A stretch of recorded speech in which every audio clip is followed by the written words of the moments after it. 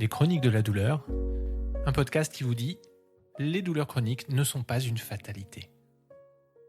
Les antalgiques, c'est pas automatique. Pas plus tard qu'hier, j'avais une discussion avec une collègue médecin dans un centre d'addictologie et sans même connaître l'existence de cet épisode du podcast, elle s'alarmait du nombre croissant de prescriptions d'antalgiques à base d'opiacés et du peu de suivi à long terme d'un traitement qui comporte de nombreux effets secondaires et surtout des interactions avec d'autres médicaments ou des habitudes de vie du patient. Et de déplorer l'absence de contrôle des agences de santé à ce sujet. De là est venu le titre de cet épisode, les antalgiques, c'est pas automatique. Si vous avez écouté l'épisode de présentation du podcast, vous savez qu'en France, on estime que 5 personnes meurent chaque semaine d'une surdose d'opioïdes dans le cadre d'un traitement contre la douleur.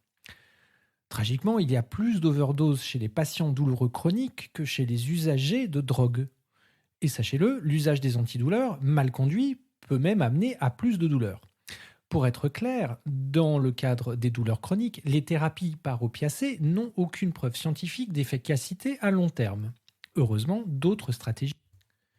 Nous parlerons dans cet épisode des antidépresseurs, et dans d'autres épisodes d'approches non médicamenteuses. Un podcast qui traite sérieusement de la question des douleurs chroniques ne pouvait pas éviter ce sujet, des antalgiques. Pour rappel, je vous propose des informations sur le sujet et des stratégies complémentaires à un traitement supervisé par une autorité médicale. Ne cédez pas à l'automédication, c'est une très mauvaise idée. Parlons un peu du pavot. Vous savez certainement que l'on extrait de cette plante des substances chimiques qui soulagent la douleur. Un peu comme avec un interrupteur pour la lumière dans votre domicile, les cellules nerveuses ont aussi un interrupteur on-off, ou plutôt un variateur. Certaines substances chimiques activent les cellules, d'autres les désactivent. Quand le cerveau veut atténuer la douleur, le cerveau libère des substances chimiques qui désactivent les cellules nerveuses impliquées dans la douleur. Les substances chimiques que contiennent le pavot sont similaires à celles que produit notre cerveau pour désactiver les cellules nerveuses.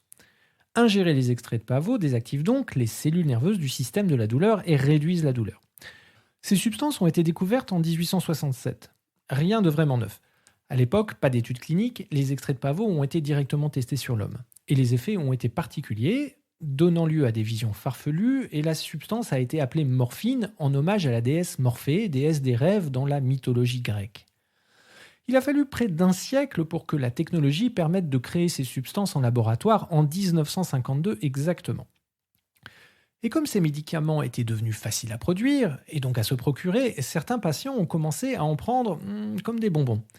Parfois, ils étaient vendus sous forme de sucettes, le croyez-vous. Des sucettes au fentanyl ont été utilisées dans des hôpitaux pour enfants et pour les soldats sur les champs de bataille. Ces médicaments sont devenus des traitements standards pour les patients souffrant d'un cancer douloureux ou ayant subi une intervention chirurgicale par exemple. Mais peu après, l'usage de ces médicaments a été étendu pour soulager d'autres types de douleurs, comme le mal de dos. Et le temps passant, ces médicaments sont devenus de plus en plus populaires. L'utilisation d'opioïdes faibles a diminué de moitié en France au cours des 10 dernières années. Et pendant ce temps-là, celle des non-opioïdes et des opioïdes forts a augmenté. Dans le cadre des opioïdes de forte intensité, l'augmentation est de 2 à 2,8 doses définies par 1000 habitants par jour. L'usage de paracétamol, traitement antalgique le plus consommé, a augmenté pendant cette période, particulièrement pour les hautes doses chez l'adulte, de près de 140%. L'usage de tramadol et de codéine a également augmenté de 62% et de 42% respectivement. La morphine reste l'opioïde fort le plus utilisé, bien qu'il soit constaté une augmentation importante de la consommation d'oxycodone et de fentanyl dans des proportions assez importantes et avec des modes d'utilisation transmuqueux, transdermales assez peu usités. Cela pourrait représenter une excellente nouvelle du point de vue de la gestion de la douleur. Mais la recherche a produit des données que l'on pourrait qualifier de choquantes sur le sujet. En effet, les médicaments antalgiques à base d'opioïdes, les narcotiques, peuvent causer de nombreux effets secondaires. Les plus connus sont les vertiges, les démangeaisons, les vomissements, la constipation et, ne nous le cachons pas, la mort, en raison d'un surdosage et d'interactions médicamenteuses. Encore une fois, je ne vous rappellerai jamais assez ici que vous devez être en dialogue permanent et loyal avec votre médecin traitant sur ce sujet. Pas d'automédication. Mais les résultats de la recherche ne s'arrêtent pas là. Quand vous prenez des médicaments contre la douleur à base d'opiacés pendant plus de quelques semaines, ces médicaments peuvent même augmenter la douleur. Comment est-ce possible? Quand vous prenez des médicaments à base d'opiacés contre la douleur, votre cerveau arrête de produire ses propres substances antalgiques naturelles qui soulagent la douleur. Plus la quantité de médicaments à base d'opiacés ingurgités est importante, plus la quantité d'antidouleurs naturelles produite par votre cerveau sera faible. Cela est visible sur une IRM après un mois de traitement environ. Seulement les substances que produisent le cerveau sont 20 à 30 fois plus fortes que celles contenues dans les médicaments et ne produisent pas d'effets secondaires. En plus, les cellules nerveuses ne réagissent pas bien à une prise excessive de médicaments antalgiques à base d'opiacés. Le récepteur des opiacés dans les cellules commence à dysfonctionner et même à disparaître. Alors les substances opiacées, qu'elles proviennent des médicaments ou de votre cerveau, ne permettent plus de réduire la douleur. C'est ainsi que l'on crée une résistance aux opiacés. On a alors besoin de doses de plus en plus fortes pour soulager la douleur. Ce phénomène est maintenant bien connu et quand les médicaments antalgiques à base d'opioïdes augmentent la douleur, on parle d'hyperalgésie induite par les opioïdes. Résumons la situation. Quand un patient prend ses médicaments, il commence à se sentir mieux et on dirait donc que le médicament fonctionne. Seulement, la fréquence des prises augmentant, le système de la douleur peut devenir hypersensible et perturbé. En 2016, le Centre pour le contrôle et la prévention des maladies aux États-Unis rappelait, je cite, les bénéfices à long terme d'une thérapie par opiacés ne sont pas prouvés scientifiquement en cas de douleur chronique.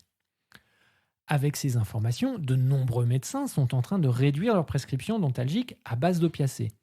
Évidemment, les patients, et peut-être vous-même, auditeurs, auditrices de ce podcast, vous pouvez vous sentir très frustré par cette information. Néanmoins, et en dépit des recommandations générales, il existe un petit groupe de patients chroniques qui peuvent tirer profit des opiacés. Si vous prenez ces médicaments, il y a donc des questions auxquelles il faudrait penser et dont il faut que vous discutiez avec votre médecin. Après plusieurs semaines de traitement, votre douleur a-t-elle diminué? Est-ce que vous vous sentez globalement moins bien au lieu d'aller mieux? Avec ce traitement, êtes-vous capable de pratiquer davantage d'activité physique? Devez-vous prendre plus de doses ou des doses plus élevées pour que votre douleur soit soulagée? Les médicaments à base d'opioïdes sont-ils l'unique traitement dans mon cas spécifique? Une question particulièrement intéressante est quelle est la dose la plus faible que je peux prendre? Effectivement, à long terme, de plus petites doses d'opiacés peuvent même s'avérer plus efficaces que des doses plus élevées. Évidemment, vous devriez être attentif aux effets secondaires de ces médicaments et aux interactions avec d'autres médicaments ou substances. Notamment, quelle est ma consommation d'alcool?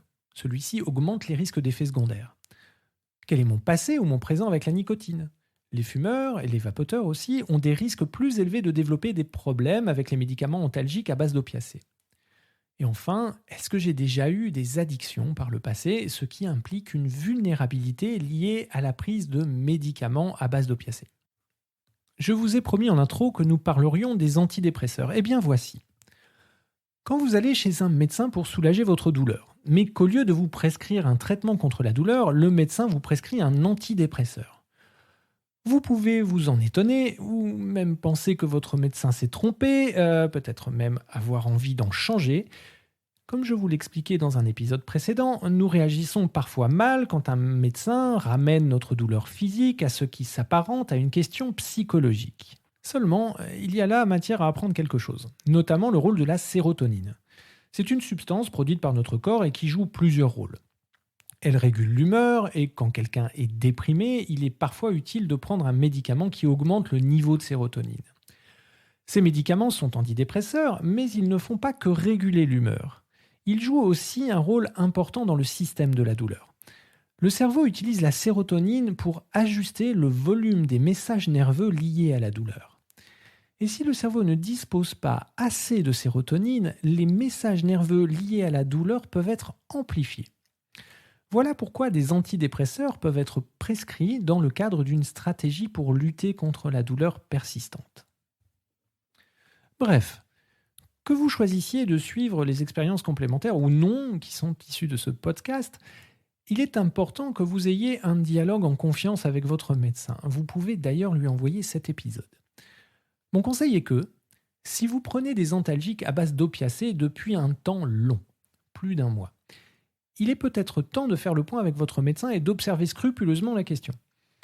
Peut-être ferez-vous partie de la fraction de la population qui peut bénéficier de ce traitement avec moins de risques et des bénéfices moyens à long terme. Mais si ce n'est pas le cas, il faudra prendre des décisions en accord avec votre médecin et trouver d'autres stratégies. Dans les prochains épisodes, nous allons parler des paramètres non médicamenteux de votre sensibilité à la douleur et comment agir sur ces derniers. Ils sont applicables dans tous les cas et vous demandent peu d'efforts, juste de la persévérance. C'est tout pour cet épisode. J'espère que vous pourrez utiliser ces informations ou exercices le plus tôt possible pour mettre en place une véritable stratégie de lutte contre vos douleurs chroniques. Pour ceux d'entre vous qui aimeraient échanger avec moi sur leur situation spécifique, qui veulent aller plus loin ou démarrer un plan d'accompagnement, vous pouvez me retrouver via le site www.chroniquedeladouleur.fr. Maintenant, on ne lâche rien, on passe à l'action parce qu'il y a de la lumière au bout du tunnel. Et je vous dis à bientôt pour un prochain épisode du podcast Les Chroniques de la douleur.